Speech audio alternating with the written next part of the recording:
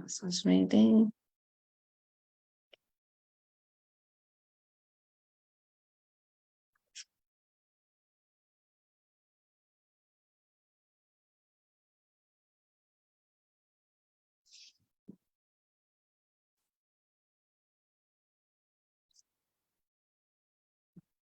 Good morning, everyone. I hope you're all well. So this morning I wanted to do an archetypal reading for the group.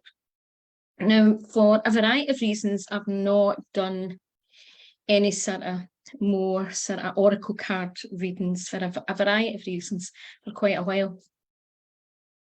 But because I work with archetypes and I use archetypes in a lot of my work, and it's something that I'm going to be doing more of in a different way, I thought that it would be a really good way for us to not just read the energy, but for you to understand how archetypes play out in our own life and play out in the collective, society, and play out in our business, right?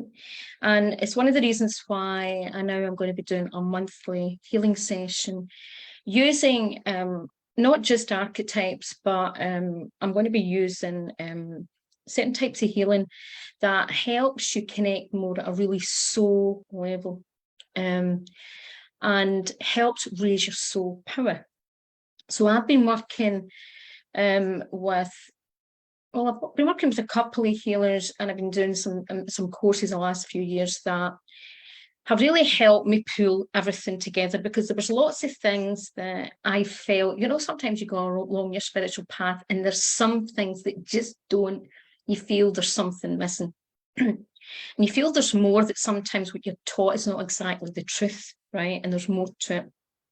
And one of the things that has really helped me is work with a guy, Ed Stracher.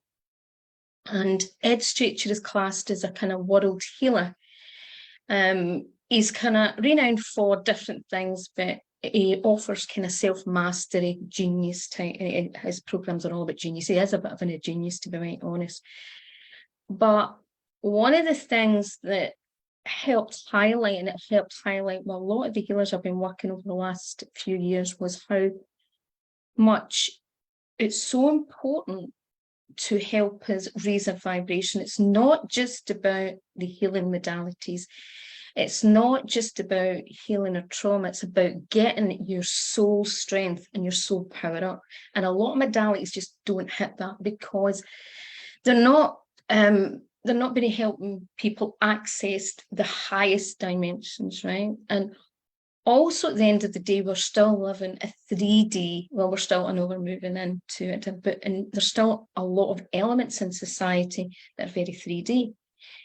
So we fall back in and out of this 3D construction, and we're living in that, even though things are changing and moving. And obviously, I suppose the last few years, and particularly the last year, we've started to see how things are really breaking away, and the old structures are really breaking away, and how we have to work differently.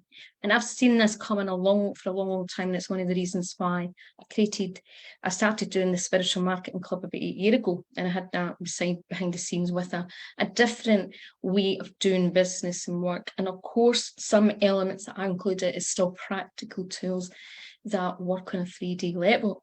But I do believe a soul level that it's like almost one of the things about the age of awakening is, and the age of, the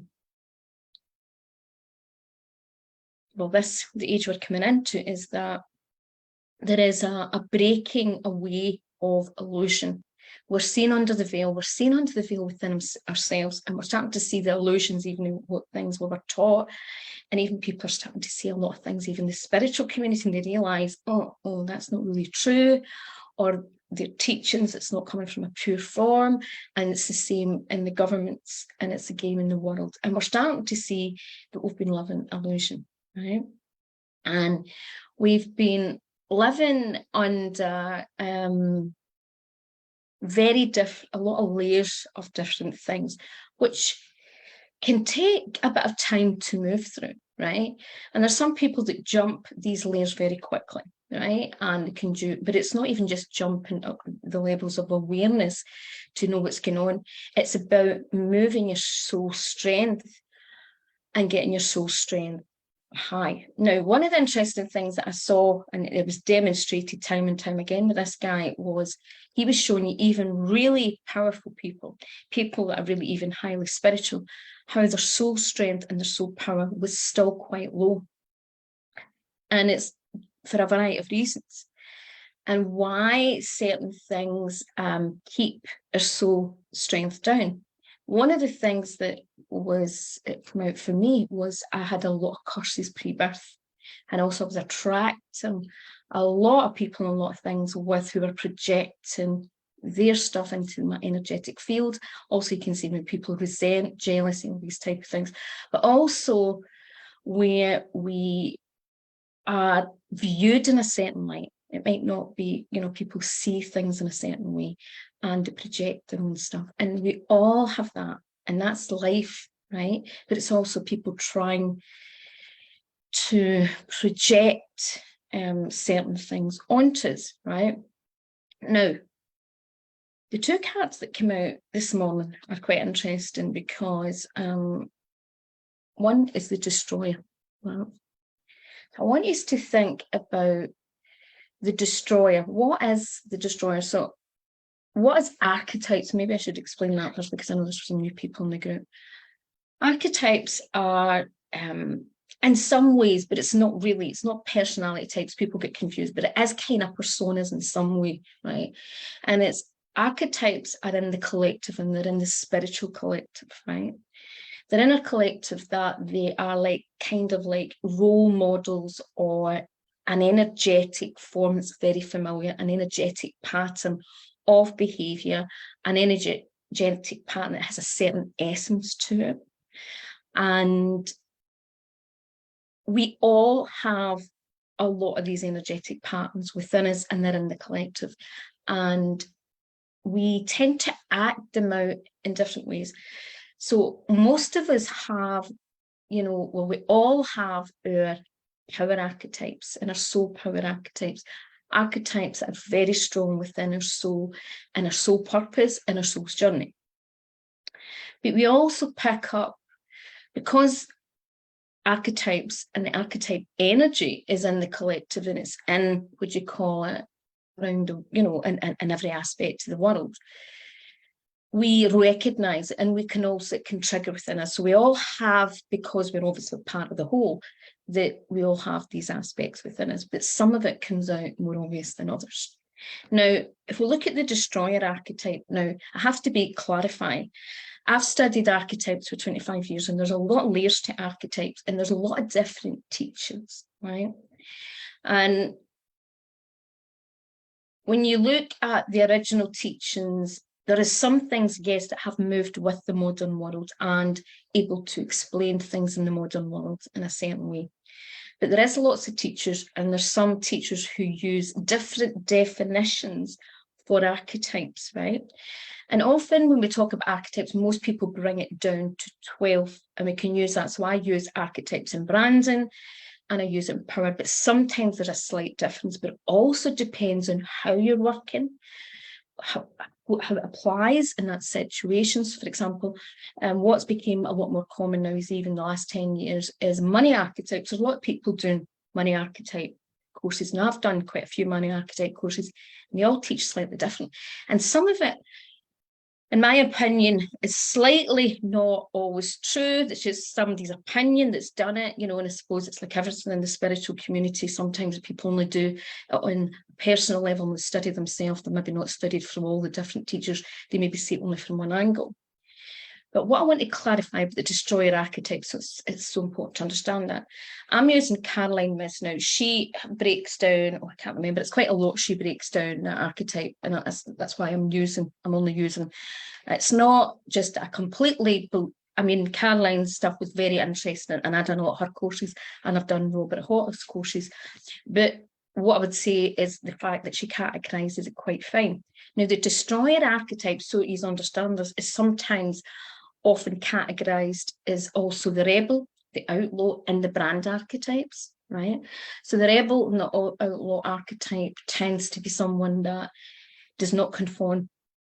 They want to stand out. They want to break down, be seen as if they break down rules and guidelines, and they want to be completely different. But sometimes it can be the rebel without a cause. And I've worked with a couple of rebels, and I have to warn people it's really strong rebel archetype, and I found it hard going, to be quite honest, because it's probably the opposite of my archetype in many ways. I'm one of these kind of the safe, motherly, protective, everything that's about safety and making sure people do things that way. And then the rebel sometimes likes to break everything down. Now, if you take that archetype to a stronger degree, you have the destroyer.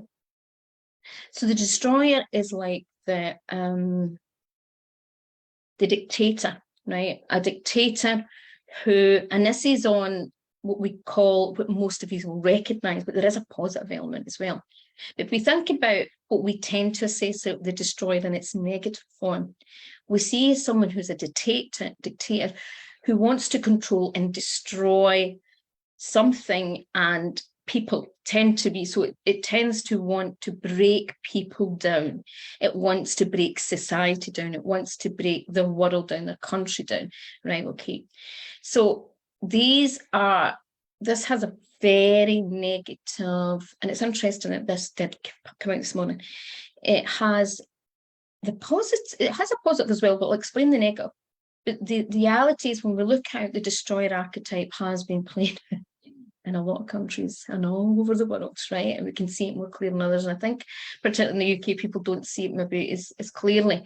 But there is the destroyer, right? Now, we can look at that as constructions, even in society, where there has been constructions or where certain things are designed to put people down and to destroy people's hopes and dreams and visions and ability to succeed, right?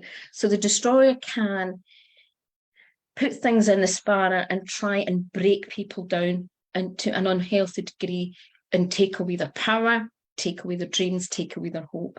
So they kind of like disable them at the legs kind of thing. It's like, you know, it's almost like trying to take away the root, the survival, the desire, the motivation, right? Now, there's a lot of that being playing out, and we can actually see the results of that in society, because when the destroyer starts playing out, people often become very subservient. They form into apathy.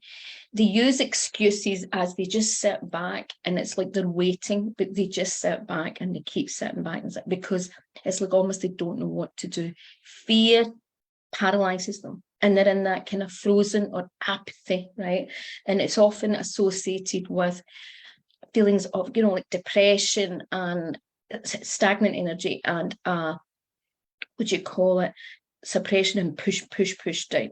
Now, if you think about the person as the destroyer, they often will have had a lifetime where they have been suppressed and pushed down, and then they're like the volcano, right? They're erupting and they want to, it's like all fire and I want to control, right? But the reality, if you keep pushing society, they often will eventually erupt. And the eruption clears the land, and like the volcano, it sends out new things, but it changes, it clears the deck, right?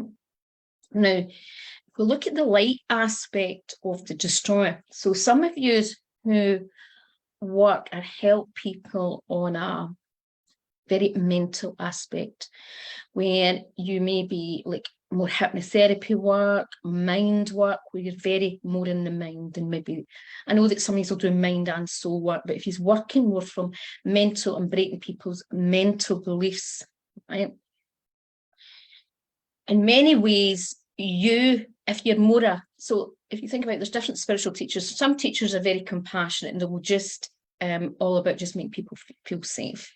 There's other people who speak the truth and they want to help people and they don't want to fluff it up, and they believe truth is really important because it doesn't help people in the long run, right? Now, the destroyer will tell the truth. They will not fluff it up. They will not do it just to people please or just to be seen nice with their audience, their clients. They will help their audience really break through those beliefs. They will help them face the truth. Well, they will help them take their power back, right? So the opposite end of the destroyer is someone who has the ability to destroy something. So there is some people with an element of the rebel who can be great at helping society break through old structures, old beliefs, and get themselves back to power. Now, it's doing it without anarchy, but doing it in a way where we're doing it from, and that's the balance, right? But it's really important that we recognize that the destroyer energy and the destroyer archetype has been playing out in society, because no matter what way we look at it, there is the controller aspect where there is certain people who see them, who believe that they're at the top, right? Now, if we look at ourselves as in a spiritual aspect, we are all equal. But on the 3D construction, certain people think that they have the right to control, to destroy, or to not even a limit, to break down the structure of society. So they're higher, they raise their power, and they decrease power. And we can see that sometimes where people do that in their work. And sometimes we can all do it and we don't mean to do it, it's just sometimes things happen. And I'm going to explain how this relates to the wounded child. And I'll go back to this card, right? So we all know we're healers. We all know about the wounded child. Now, when you do inner child work, if you're going to do it in a safe, effective way, you really have to understand archetypes. And I'm a bit of a stickler about this because I've experienced so many people, seen so many people doing inner child work that would scare the living daylights out of you, because they don't understand the constructs and they don't understand what they're doing with other people, right? And there's different doing things to yourself, but when actually working with other people, it's a whole new level because they're different layers of trauma. And if you don't do things a certain way, you can open things a can of worms, or you can actually leave more trauma for the person, right? Now, that's how the destroyer sometimes can be someone who starts playing with things that they shouldn't be doing either, right? Because they just want to eliminate. So if you think about the rebel without a cause, sometimes in spiritual work, if some people get the bit of the rebel, they just go in there all guns blazing, and they can go in with a lot of risk. They take a lot of risks with clients, and they don't always do things from a safe, effective way. Now, so the power element is the ability to break through and to really be powerful and whatever. But the negative shadow element is when the risk taker comes in and they're using maybe their clients as just an experiment. And that's why I meant to say the destroyer is also linked to the mad scientist. And it can sometimes have links with the alchemist, right? So the alchemist that is taking risks all the time and is maybe just experimenting, doesn't really know what they're doing, tries to convince themselves what they're doing, but the mad scientist, where power overrides the ability to do for good, right? Now, if we look at the wounded child obviously every single person knows about has the wounded child, right? So how does the wounded child play out in the collective, and how does it play out even in a business? And I'll talk about the destroyer as well in a business. The wounded child plays out in the collective of the child that their wounds is keeping them disempowered. It's self-sabotage, it's blaming everyone else, it's not taking responsibility, it's not healing that to become the adult, the more powerful person, right? Now, when this destroyer starts to come into play, into the collective, into society, into the world, they play on the trigger of the wounded child. So guess what? If you see society, I've been shocked about this, how much I've seen people being so apathy and not wanting to fight up and stand up for the rights, but it's because the wounded child is coming out, right? The destroyer is triggering the wounded child. Now, there is great gift in this, because if you can face your wounding, clear it, you overcome the destroyer, or the negative aspect of the destroyer. So let me make that clear, right? So the wounded child is in us all. And the wounded child is the fearful child, but it's also the child sometimes that doesn't want to see the truth, right? The child that just can't cope. I don't want to see that because of the wounded. But also the wounded child can be the child aspect within us that craves for it to go away and craves for not having to face certain responsibilities. So the wounded child, when it shows up in your business, is it areas in your life that you are just not taking full self-responsibility? Are you being like the wounded child and you're like a spoiled child, or a child that just wants it all? So a good example might be, when a child's wounded, what do they want? They maybe want things that's not good for them. They might want sweets and they want to play all the time, but they don't want to go to school. They don't want to eat healthy food, right? Okay, so every child's different, but I'm generalizing. But what they do is they want things that are just something to make them feel better all the time, but they don't maybe want to take the action and do what they need to do to solve the issue. And if that is happening, and if that's showing up in your business, it shows up as in all sorts of forms, right? It can show up that we're procrastinating.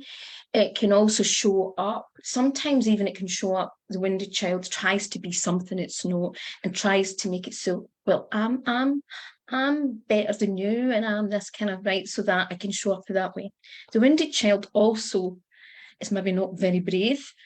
I know that one of the things that I hate having to be assertive and have to address difficult situations with people when it comes to people, because my caregiver archetype, which is all about supporting and caring for people, overrides sometimes that ability when I have to be more assertive and say, this is not working, or this is not, this is not, fair, or this not, you're not doing this is not, being, instead of even the rescuer, the caregiver has a strong rescue aspect, right?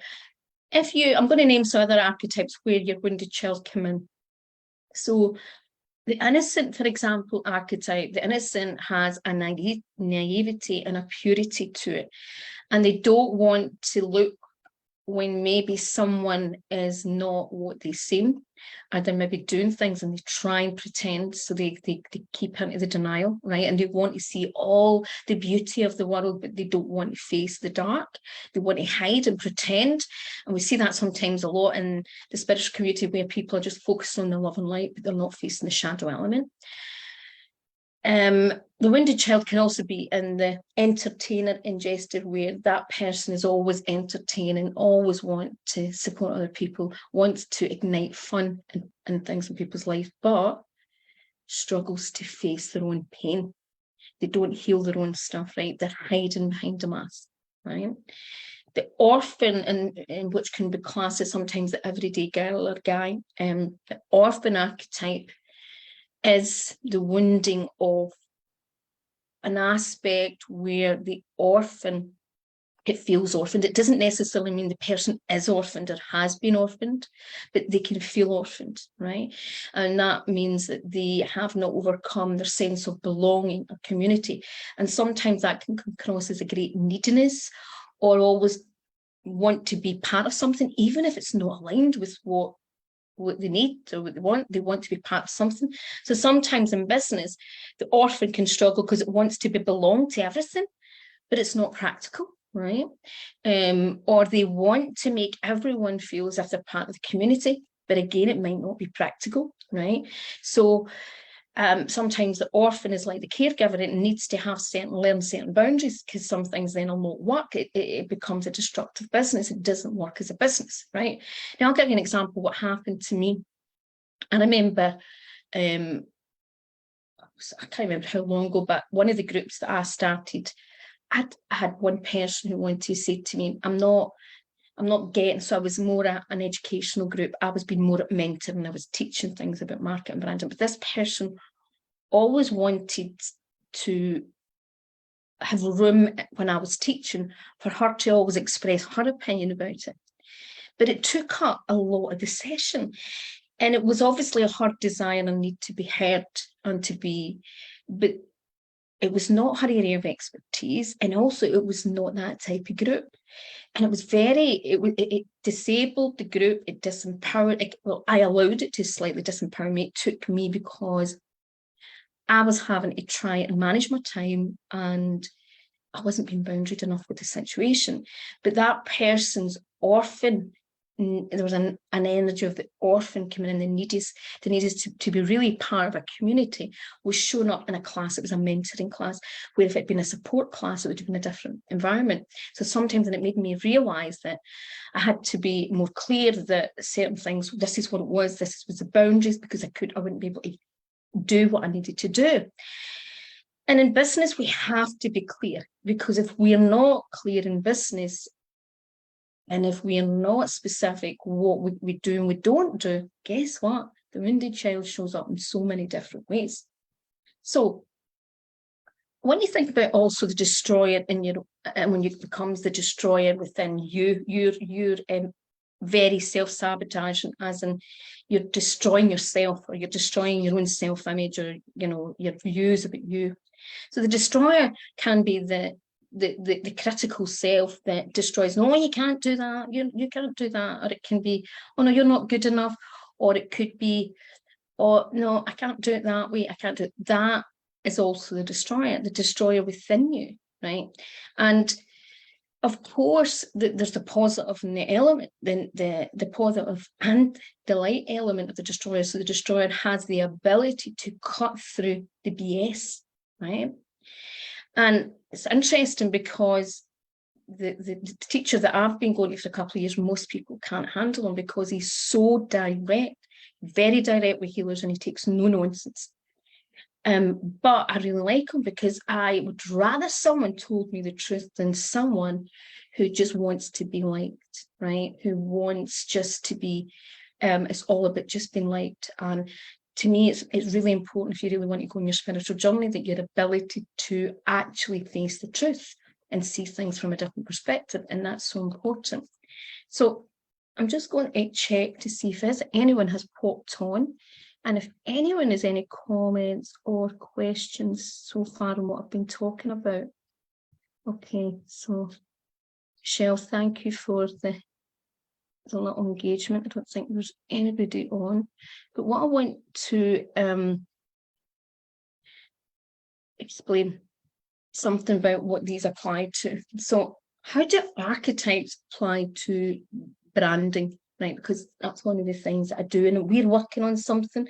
So I'm behind the scenes with Caroline. We've been trying to finish something that I wanted to do for a long time in relation to the archetypes. And the biggest thing is archetypes represent the collective. And every business is unique. Every business has a different energy. It has a different purpose. And you as healers and spiritual entrepreneurs have different gifts, and you all have a different life and soul purpose. It doesn't matter if how many of you are the same type of healing modality or the same different tools. Every single one of you have your own innate gifts and skills, and you come a certain level, just like you all have a different ideal client or soul client. Now, it's like, no matter what modality I do, my clients are going to be different from you. And, someone that maybe be starting out, their audience is going to be maybe completely different than somebody that's been going 20, 30, 40 years, right? So it's understanding that you all are completely different, and you're all coming from a different perspective, and you're coming from a different level of awareness or understanding or different insight. And your audience is going to be the same, because it depends what your audience is, depends how they see things. It depends on what's important to them. And one of the things that I feel there's a little bit of the destroyer in it, and people don't even recognize it, is when a lot of people are still using cold selling, where they go into your inbox, and it really puts me off. I'll be honest, most people that ever inbox me to try and sell me or to try and get me to join something, I usually never work with them, and I'll tell you why. Because sometimes it comes across as more that it's an invasion of your space, right? It's like coming into your space, particularly when the inbox, your personal box, right? And often there's a reek. They don't think there's a reek of desperation. And what I've found with a lot of, I'm not saying everyone, but a lot of people who do the inbox thing is then they use a tactic and they don't even realize they've been taught by a marketer, by someone else, maybe even sometimes there's some forms of NLP that have been used in selling that are very manipulative. And what's happened is they're so used to seeing this or have been told how to do this that they're actually using a highly manipulative way to control the energy of the conversation. You see it when people have done really are working on and using old coaching skills, the old type coaching approach. And with they send you a message and it's like a coaching question. And the coaching question is actually designed to disarm you and for them to be in power and for you to ask you questions that's really nothing to do with them. It's none of their business. But it's about the person having that control, right?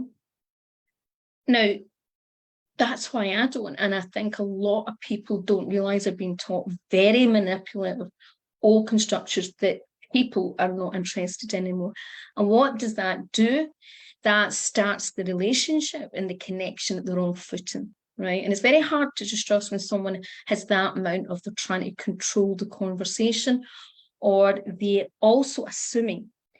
Because when someone comes on and they also make an inbox contact and they don't genuinely ask you the right questions, do not genuinely and not ask just coaching questions that are designed to disarm you or designed to get information about your business out of you, but actually genuine questions that show that they really are wanting to make a connection. That's different. But when people don't do that, when people are inboxing you and using simple strategies just to appear as if they want to get to know you, and then the next thing they're trying to tell you what they're trying to sell or who they are, there's no genuine authenticity. It's just about they're maybe trying to convince themselves that they genuinely want to get to know you, but really the reality is that they're just looking for the sale or they're looking for you to do something for them, but they often are not always want to do something back for you. So there is that energy. That energy has been very much in the collective for a long time. And if you look at the personal development industry, the self-development industry, it has been based on, if you look at a lot of coaching, and a lot of people don't realize this, maybe they are not, but I mean, I started studying coaching aspects about 30 years ago. And I didn't do a lot. I'd done my advanced coaching, I'd done different coaches through the years, and some was better than others, right? I have to be honest. But if you look at what did a coaching evolve, the coaching we know as life coaching, it evolved actually from the business industry. And this, because the self-development, the self-growth industry was very much part of a lot of successful business strategies, right? And if you look at a lot of these things were based on these type of models. And the old-fashioned approach was very much about using persuasive sales, using certain techniques, but they were all aimed at overhyped selling, implying things that may not be exactly true, but also about basically moving the person to think like you want them to think, right? And that's part of that, and in many ways is still part of the dictatorship. And the easiest way to consider it for anyone who's maybe new to healing or or spirituality or whatever is to consider, if you look at which is a really simple film, and it's really a powerful message, is the Celestine Prophecy. And I remember my father gave me, the book had just come out, I think it was about 93, when, James Redfield's, I can't remember if it was the first book that came out, whatever, but I remember my dad giving me in 1993 because we were on holiday at the time and I was quite ill. And I remember him reading a part in the book, and it was talking about where people could deplete and siphon off your energy. And that was a powerful thing for me, because it made me, I had I've already I'd been going for Reiki for quite a few years before that, and I had started like studying Reiki, and I was doing all, you know, moving up and doing different things with different energy modalities, and it made me really look at energy in a different way. And if you think about your soul power and soul strength, many things that are designed in the 3D world are actually designed to drain your soul, and to design and drain and disconnect you from your soul, and drain and disconnect you from spirit. And actually, so is some modalities. You're not going to like this, but there is actually, the more and more I've seen it, there is actually certain modalities that are designed that. And there's certain modalities that actually use the client's or the audience's energy. So they're robbing the client, or they're leaving their energy open, right? So the more that we understand ourselves, and we understand what's playing out in the collective, and we understand our wounding, and we understand our power within our archetypes, we can show up in a certain way. But when we don't understand ourselves, sometimes it's the wounded child it's showing up, and maybe even a wee bit of the destroyer, right? Or some of the other archetypes. So I hope that helps. And I just wanted to let you know the next healing archetype session is on Thursday at 12 o'clock. It is Awaken Your Magical Child and an Alchemist, and I'm going to be unlocking Alchemist. A lot of my community has the Alchemist archetype, but you want to unleash more and more of that in the magical child form, because the magical child form gives it more purity, gives it more, so that you're coming out from a very authentic, and you're actually in your purpose, right? And also we'll be bringing some of the creative in, because the creative child and the creator is very close to that. So we're going to be bringing that out, and we're going to be clearing some wounds around that. And also we're going to be clearing not just what you might call is trauma within the energetic field, but the psychic field and the spiritual field, because I think that's so important. And it's all aimed to raise your soul power up, right?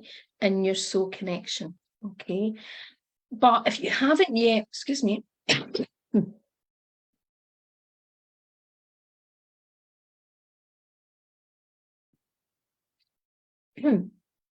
if you haven't yet signed up for my free Awaken Your Hero Within, which is another archetype healing session, the first in the series, sign up for that, because it's a really powerful session that will help you bring. A lot of people are not feeling they're a wee bit afraid now, they're not feeling their courage, their strength, that, you know, they're maybe not sure how to move forward at the moment. I'm seeing a lot of people complain about lots of things that's going on in the world and society, but they're not doing anything about it.